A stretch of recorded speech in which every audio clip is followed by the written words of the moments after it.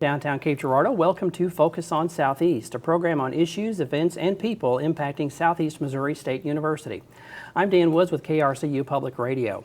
Later on today's show, we will get an update from Academic Affairs with Interim Provost Dr. Koch, and we'll meet the new Assistant Professor of Low Strings and Director of Orchestra, Dr. Patrick Hopkins.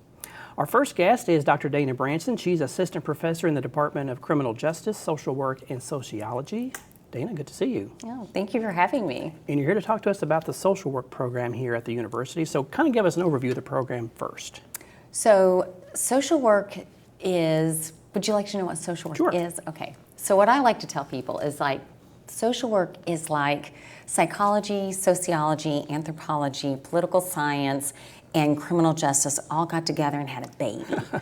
And that's what social work is. Okay. Because we do care about that individual person and what's going on with them that causes them to do some of the things that they're doing that's creating some problems in their lives, very much like psychology. Okay. But we also care about the environment and society and the family groups or the peer groups that they're in that might be adding to the problem, like sociology. We also care about their culture, because for us to present them with interventions that don't go along with their culture is going to be worthless. So that's where the anthropology part comes in. Okay. And then political science, we know that unfortunately there's a number of systemic issues that create challenges for certain people over other people. Mm-hmm. So we have to be aware of those. And then with criminal justice, just knowing that when things get started a certain way, they tend to keep going that way without significant intervention. And so we're kind of a hodgepodge. Social work is a rather new discipline versus psychology or sociology. Psychology, sociology are considered academic disciplines, and social work as well. We're steeped in theory, we're steeped in research and science, but we also have a practice component to us. So one of the things that our students do along with their academic work is they also have practice classes. Okay, what would that look like? So our practice classes is, we have several throughout the curriculum. We teach them how to interview people.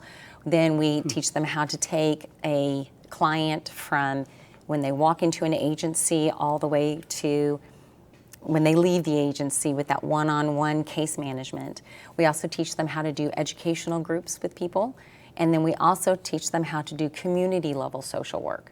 So they have a number of practice classes throughout their academic career, but then the big practice part is the last semester that a student is with us. They're no longer in academic classes.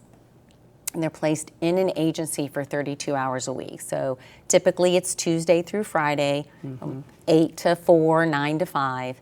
And then the only time they're on campus is Mondays for a seminar class. And that's when we talk about what they're doing, how the academic portions that they've learned are coming alive in their agencies. So when our students graduate, they have a minimum of 448 hours of practice experience.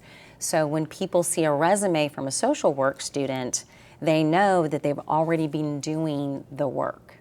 I saw the 448 hours and I wondered what made that up. So there's a lot of intensive work that goes into this degree. Yes, our hope is that when our students start at an agency, there's some mentoring and observation, but our hope is by the end of that 14 weeks or 448 hours that they are a staff member that is working at that agency. We want them really to, when they leave, that the agency feels like they have a hole now because the student was such a part of their mission and their agency. So what could a student do with their social work degree? What kind of career paths might be available? So social work, it really depends on how much social work you do. So if you graduate with a bachelor's of social work, you are going to have a number of doors open to you. And you're never going to want for a job. You can do case management, you're an entry-level social service provider. The problem is you're going to hit a ceiling pretty quick, and you just can't go any higher. If you're willing to go get that master's, then you have all these doors. Down here, the salary is not as great. Up here, it's significantly better. So here at Southeast Missouri State, we don't have a master's program right now, but we are an accredited program through Council on Social Work Education. which allows our students, if they have a high enough GPA, which is usually about a 3.0 or higher, they can go to a Master's of Social Work program, advanced standing, which is usually a concentrated summer, 2 semesters, and they're done. So it's most of our students that finish our program and go on to graduate school have their master's start to finish in 5 years, from undergrad through master's.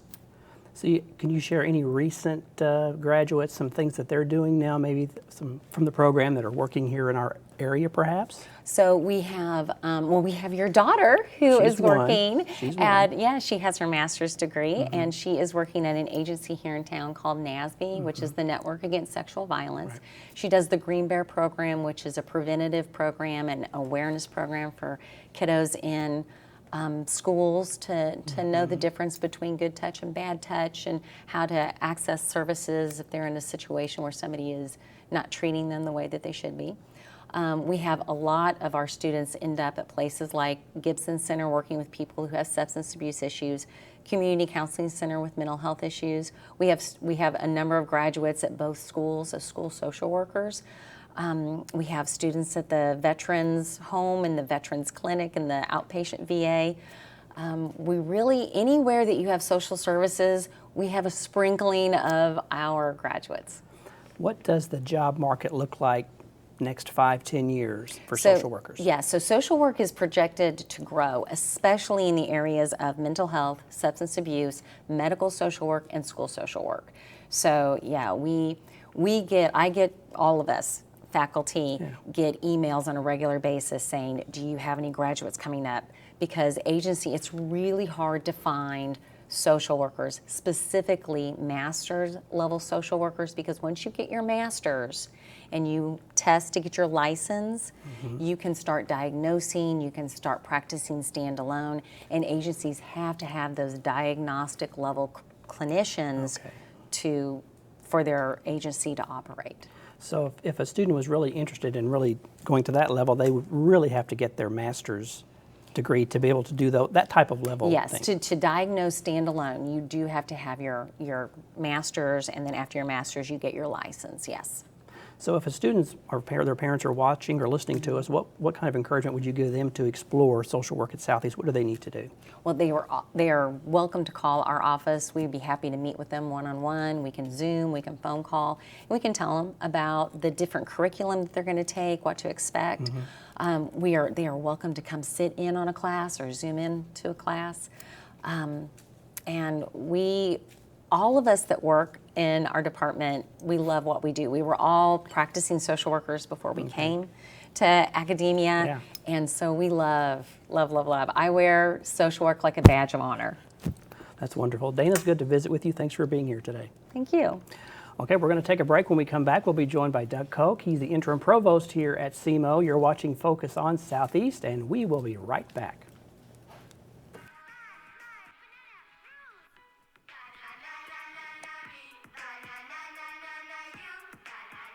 Losing the fear of looking foolish comes with age. Who did you steal them from? Losing your way in your own home doesn't. Confusion with time and place may be a sign of Alzheimer's. Mom, are you okay? Yeah, I'm fine. Early detection gives you and your loved one time to plan for the future. Learn the warning signs of Alzheimer's.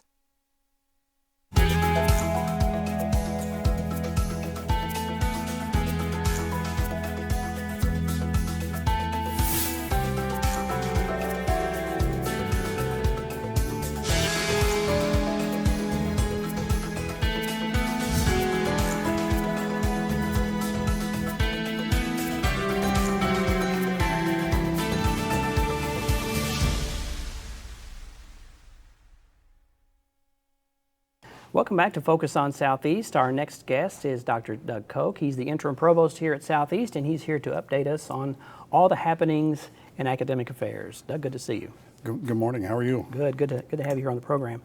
So let's do just an overview of some of the things that have been happening in academic affairs. We'll run out of time, I'm sure. Let's first talk about some accreditations and reaccreditations that have been happening within the institution. Sure, and we will definitely run out of time because there's too many to mention and actually hit on and touch on all of those. Yeah. Want to hit first on our institutional accreditation. We are accredited, the institution is accredited by HLC, the Higher Learning Commission. And what that is an overall accreditation that looks at the entire institution, our operations, our student support, our effectiveness of instruction, and then some of the fiscal responsibilities as well too. That process is a 10-year cycle. And in 2019, we had our comprehensive visit where they actually came to campus, did an on-site visit. With that visit, you submit a complete self-study, and that went extremely well with no issues, no follow-up reports or anything else like that. Well, part of that 10-year cycle is 4 years later, you submit what they call an assurance report. And we just recently submitted that and received back the final report from HLC, and again, outstanding review with no follow-up reports or anything else that was required to document or show that we are meeting the requirements and the standards. So very excited about that. And I've talked with different folks on the program about accreditation. And one of the things I've learned is that you do the paperwork and all the reporting in certain times, but it's really a continual process. There's always work being done even before the review comes up, right? Exactly. And accreditors, both specialized and the institutional, have gotten a lot more specific about that, and they expect to see that continual timeline. They want to know what you did 5 years ago, 4 years ago, up to current, present. So as the provost office, are you sort of the keeper of the overall? How does that work? Who kind of does the work? And we help coordinate and pull all that information together out of our office, but it is a campus-wide endeavor. I mean, it is faculty, staff, touches almost every area of campus. so talk some about, that's the overall, some of the, maybe the departmental, some recent ones. Sure. Specialized accreditations, we have over 20, I think it's 28 institutions that offer specialized accreditation that we have here on campus. And that includes accrediting over 100 different programs and options. So quite a few programs. And again, what they do is they check the quality of the programs and help assure that we're meeting those goals and maintaining outstanding quality. So recently, mass media was recently accredited.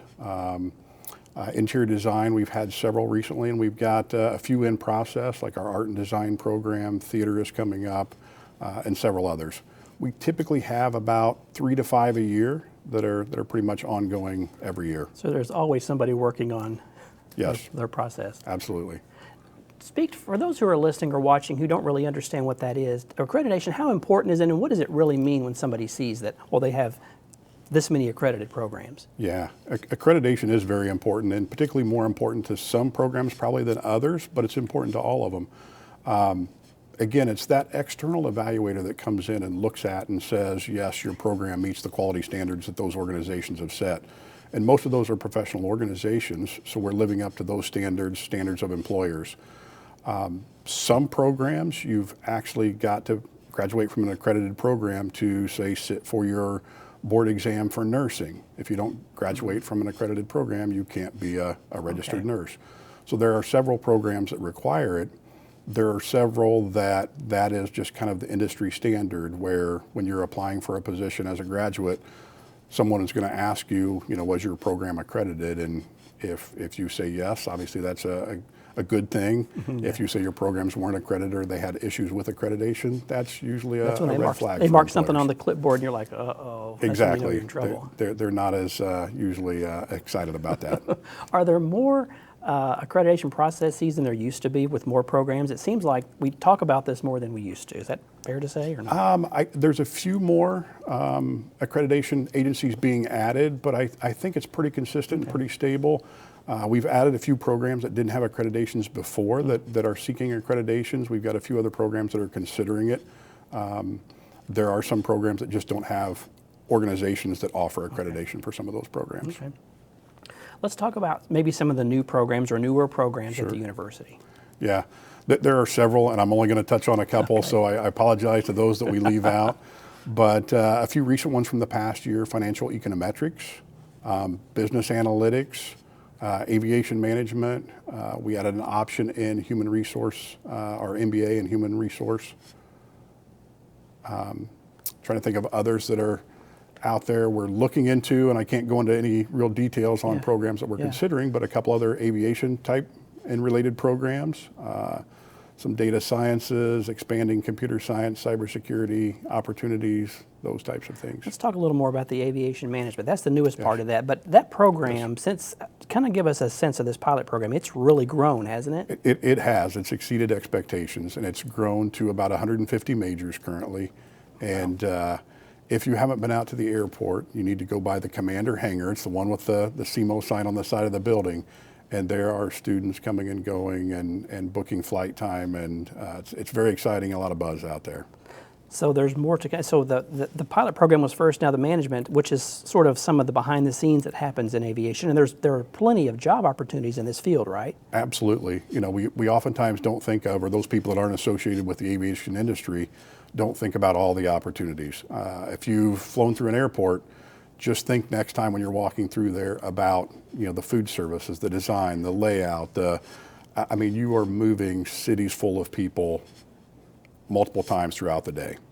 We got a couple of minutes left. So let's talk a little about cyber.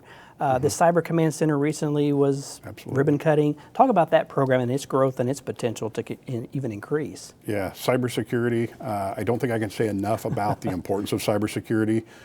Each and every one of us are on a device. You're watching this on some kind of electronic device or listening to it on an electronic device. Securing those is going to be a continual battle and critically important moving forward. So we want to train those students, and the Cyber Command Center gives us an outstanding opportunity, one of the first in the state that has that capability in a center like that, to educate our students and the community. We plan to work with businesses and industries to train and teach those folks how to better secure their businesses too. So businesses in our area and beyond are looking for folks who are trained in this to hire, right? I mean, there's jobs available. Absolutely. Like I said, we oftentimes think of companies, we don't think about all the different, you know, layers that exist in a company. So imagine a manufacturer. Well, they've also got, you know, technology, cyber, that has to be secured. They've got accountants, they've got all kinds of other things too. But a lot of that relies on technology. It's amazing. We're out of time, but I would have loved to talk about AI in higher ed. We'll have you back, and maybe we'll do that at some point down the future. That would be a great discussion. Well, Doug, thanks very much for being here. Yeah, thank you. We're going to take a break. When we come back, we'll be joined by the new director of the orchestra here at the university. You're watching Focus on Southeast. We'll be right back. Everyone has a ritual, that small thing that keeps us focused. A habit we never skip to clear our minds and elevate our performance. But what do you do to keep your head in the game, to drown out that self-doubt and support your mental health? Because being your best isn't just about taking care of your body. It's about taking care of your mind and your mental health. Discover the resources that you need to keep your mind focused and your mental health a priority.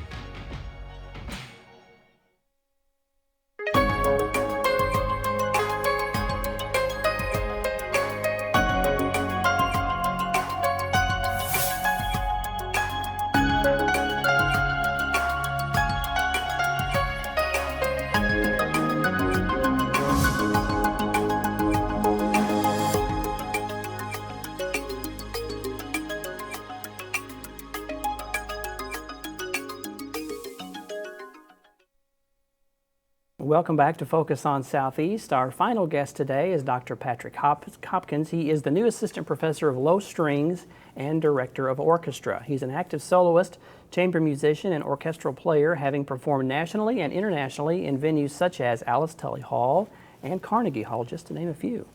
Patrick, welcome to the program. Thanks for having me. Good to have you here. So first of all, since you're new to the university, tell us a little bit about yourself. So I moved here about 2 months ago from McAllen, Texas, which is about as far south as you can go in Texas, about 10 miles from Mexico. I was there for 6 years working at a community college called South Texas College, doing pretty much what I'm doing here, just on a smaller scale. Before that, I was in New York City for about 11 years doing school and freelancing as a cellist around there. And before that, I grew up in Fairbanks, Alaska. So I've been all over the place, really. Yeah, cool. What drew you to Southeast? Well, when I was, on the job market and looking at things, I saw the ad here for Southeast, and obviously, you could tell from that the program that they had going on, the symphony itself.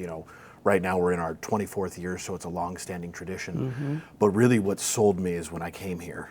when I came here for my interview and I got to see the town, I got to see the incredible facilities we have at SEMO over on the river campus, especially places like Shook and Bedell, the performance spaces. Yeah. Especially Shook, I think that's maybe top 3 places I've played in my life acoustically. Wow. And you know, I played 2 notes in there and I thought to myself, okay, I could get used to this. So, you know, and really just as I've been here, getting to know community members and our symphony family, really, everyone has been so welcoming. Everyone really has the music first and foremost, and really care about bringing that out and putting the best product forward. So it's really been a seamless transition for me and a very easy thing to get adjusted to and get settled in. That's wonderful. So I know you had this is your first semester here with us. What kind of, based on what you've learned about the symphony and our students and our programs, what kind of vision do you have for the symphony? Well, obviously to just keep programming larger scale pieces. I mean, I started out, I guess it was 2 weeks ago now, or give or take. We did Beethoven's 7th Symphony, which in itself is a large piece, not to mention the other 2 we played on the program. And in the concert, especially, the students surpassed all of my expectations. And I think I told them the next rehearsal, you know, you all made a problem for yourself, because now this is what I expect. Because so, you know, just having that, I mean, I think that gives us the ability in the future to really grow and present larger scale symphonic works, you know, Strauss tone poems, Mahler symphonies, things like that. So in my eyes, though, that's the type of repertoire I'd like to perform and kind of take us into that world a little bit. And when you're trying to teach students or working with them to be the best they can be, what challenges are there? What opportunities do you see? I mean, I guess playing more complicated pieces and bigger pieces is a path on that journey to ultimate success, right? Well, the good thing, you know, about studying music like our students are at SEMO, they have a lot more time to put together a concert. More time than they will ever have in the professional world. You know, even places I go to play in orchestras, we have 3, maybe 4 rehearsals maximum. We have a month or 2 to really dive into the music, dive into the process. They have a chance to really learn the repertoire in a way that a lot of times you're expected to do on your own before you show up to the first rehearsal. So I think, you know, having this process and them having the chance to really explore a piece of music in a way, you know, and learn these skills that they'll have to do on their own a lot of the time is, you know, something that's irreplaceable. Having said that, I find my goal is to guide them through that process and, you know, what would be expected of them out in, you know, the professional world so that they can succeed. And, you know, if they're falling off of that track, which sometimes, you know, the downside of having a lot of time to rehearse is, you know, especially earlier in the process, they think, oh, the concert's a month away, I'll be fine. And then all of a sudden the concert's a week away, you know, so it's, you know, having that slow progression over time and consistently getting better and improving on a day-to-day basis is really, I think, where we've been spending a lot of our time and trying to, you know, really put together the best possible performance that we can with the time that we have. So, and I think the students have been enjoying that process, you know, and really being able to dive into a piece of music and learn it inside out, even if you're, let's say, a clarinet player, knowing what the violins are playing at all times. So if you line up with them, being able to really, you know, put a very cohesive performance together. What kind of skills do you want the students to learn that are involved in music? I mean, what are some things that they, even if they maybe don't continue with it for a career, what things will they pick up or learn going through that process? Well, I think the biggest one that applies to any discipline is people skills. Learning how to interact with other people, whether that's positively or maybe there's an issue that you want to bring up with somebody. Learning how to, you know, address something constructively rather than, you know, accusing or something like that. But I find in music especially, we're constantly working with others. You know, playing, whether even if it's not talking, it's communicating through music. And having said that, listening skills, you know, learning to be aware of your surroundings, not totally focused on what's directly in front of you, being able to fit into a group of sometimes 50, 60 people and finding your part where you get to come out, where you are more, maybe more in a supporting role. So really, you know, as a musician, I would say one of the biggest skills we can learn in music school is listening skills, and also just, you know, learning to work with other people in a constructive way. So what got you interested in music personally? Well, my background, it seemed like a natural place for me to go. Both my parents are professional musicians, so in that sense, I was lucky enough to be, around it. I've been going to symphony concerts my entire life. Yeah. Both my parents taught at the University of Alaska for 35 years. Oh, wow. I would go to symphonies there. My dad was a choir guy. He directed the choirs. I would go to opera performances. I remember even when I was a little kid, my mom would be playing in the pit, my dad would be conducting, and I'd be over in the corner reading a book because, I was too little to be left on my own. Yeah. And so to me, it always seemed natural. And when the time came to decide what I wanted to do, when I was going to college, I couldn't think of anything I really wanted to be a part of, other than music. And even, my parents asked me, what do you want to do? I said, well, I want to do music. And they said, well, why don't you be a doctor or something like that? Really? So they didn't necessarily push you down that path? No, not at all. I mean, they always, gave us, me and I have two brothers, we were all cellists actually, the opportunity to always be around music and experience those things. But and both my brothers are not cellists. I am a cellist, so I'm the one who's stuck with it. But it always just seemed like I couldn't imagine my life without it. So I count myself very lucky that I get to do this on something that a lot of people consider a hobby as my job. I mean, I don't consider it really work. I love what I do. It's fantastic. We got about a minute, but I want to ask you one more thing. If I were to have you back on the show in a year from now, what would you like to be able to tell me at that point about the program and about the symphony? Well, I'd like to tell you how much our orchestra has grown, in terms of numbers, and maybe doing some exciting new rep. Even in the planning right now, I have some ideas of what I want to do in my mind. Okay. I'm not going to tell you yet, but I kind of want to see how we progress through the year. But it's exciting to see what the students are capable of and how hungry they are going forward. That's great. We're out of time, but it's so good to visit with you. Thanks for being here. Thank you for having me. Thanks. Focus on Southeast is a collaboration of KRCU Public Radio and the Department of Mass Media here at Southeast Missouri State University. And just a reminder that portions of these conversations will be broadcast on KRCU Public Radio. They'll also be available online at krcu.org and on the station's YouTube channel. From the Russ Center for Media, I'm Dan Woods. Thanks so much for watching. Be sure to tune in next time when we focus on Southeast.